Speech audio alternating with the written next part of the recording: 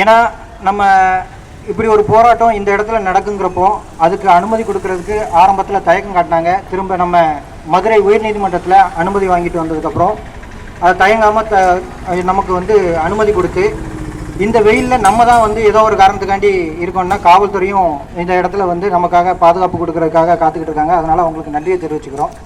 முதல்ல இந்த போராட்டம் எதுக்காக நடத்துகிறோம் அப்படின்னா, நம்ம வந்து ஒரு ஜாதி அமைப்பாக தான் இன்றைக்கி பார்க்கப்படுது தென் மாவட்டத்தில். அப்படி இருக்க சூழ்நிலையில் நம்ம ஏன் இந்த போராட்டத்தை நடத்தணும்? இதே ஜாதிய மாவட்டமாக, ஜாதிய கொலைகள் நடக்கக்கூடிய மாவட்டமாக ஒரு 20 வருஷத்துக்கு முன்னால் இதே திமுக ஆட்சியில் வரையறுக்கப்படுது. அப்போ வந்து ஜாதி கலவரங்கள் ஏற்படுது. அப்போ இந்த ஜாதி கலவரங்களை கட்டுப்படுத்துறதுக்கு என்ன பண்ணலாம் அப்படின்னு சொல்லி ஓய்வு பெற்ற நீதிபதி, உச்சநீதிமன்ற நீதிபதி ரத்னவேல் பாண்டியன் தலைமையில் ஒரு குழு அமைக்கிறாங்க.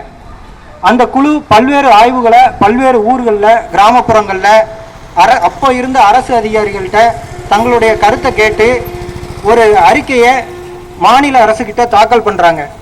அதாவது தென் மாவட்டத்தில் நடக்கக்கூடிய படுகொலைகளும் சரி, பயங்கரவாத நிகழ்வுகளும் சரி, இதுக்கான மூல காரணம் என்ன அப்படின்னா இங்கே இருக்கிற வேலைவாய்ப்பின்மை தான் காரணம் அப்படின்னு சொல்லி சொல்கிறாங்க. அந்த அறிக்கையில் என்ன சொல்கிறாங்கன்னா, காலையில் ஒருத்தன் ஒரு 8 மணிக்கு வேலைக்கு போயிட்டு சாயங்காலம் 6 மணிக்கு வந்தோம்னா அவன் குடும்பம், அவன் வேலையை பற்றி சிந்திக்கிறதுக்கு மட்டும்தான் அவனுக்கு வந்து டைம் இருக்கும்.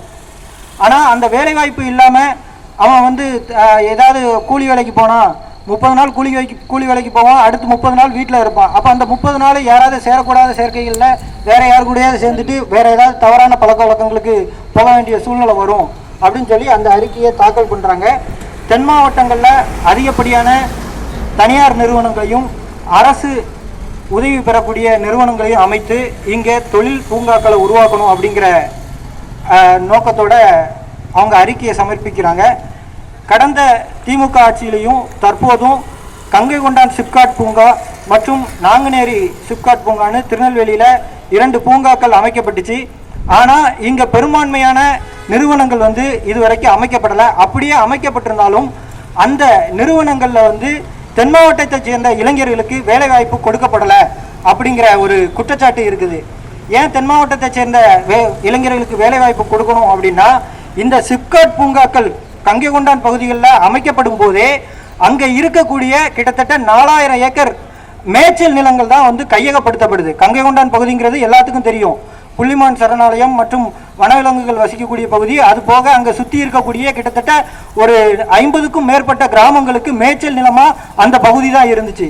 அந்த மேய்ச்சல் நிலங்களை அவங்க கைப்பற்றும் போதே இங்கே இருக்கக்கூடிய கிராமப்புற இளைஞர்களுக்கு நாங்கள் வேலைவாய்ப்பு கொடுப்போம், அவங்களுக்கு நாங்கள் முன்னுரிமை கொடுப்போம் அப்படின்னு சொல்லி தான் அந்த கம்பெனிகள் வந்து இங்கே வேலையை தொடங்குறதுக்கு அனுமதி கொடுக்கப்பட்டுச்சு. கருத்து கேட்பு கூட்டங்கள்லையும் அந்த கருத்துக்கள் தான் சொல்லப்பட்டுச்சு. அப்போலாம் நம்ம சின்ன பையனாக இருந்திருப்போம், அந்த நேரங்களில் அதை பேசினாங்க. ஆனால் இன்னைக்கு அது நடக்குதா, நடைமுறையில் இருக்குதா அப்படின்னா இல்லை. அங்கே இருக்கிற நிறுவனங்களில் பெரும்பாலும் அங்கே இருக்கிற நிறுவனங்களே